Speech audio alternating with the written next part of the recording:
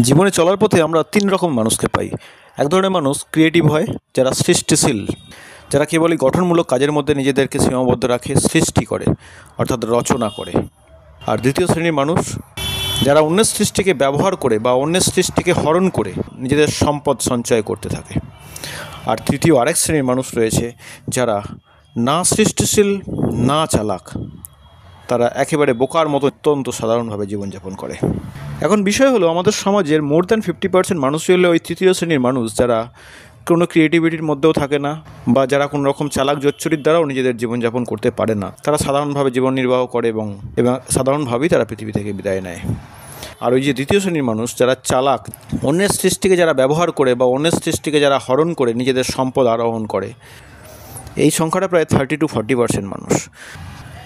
এরা মনেই করে যে অন্যের সম্পদ আরোহণ করেই জীবনযাপন করাটাই বোধহয় আসল জীবন। তাই এরা ক্রিয়েটিভিটির দিকে মাথা না লাগিয়ে অন্যের সম্পদকে নিয়ে ভোগ করে বিলাসবহুল জীবনযাপন করার এরা চেষ্টা করে। আর প্রথম শ্রেণীর মানুষ যারা অ্যাকচুয়াল ক্রিয়েটিভ, যারা সৃষ্টিশীল, যারা রচনা করে, এরা জীবনের বৃহত্তর ঝুঁকি নেয়। এরাই কিন্তু প্রকৃত জীবনকে উপভোগ করতে জানে।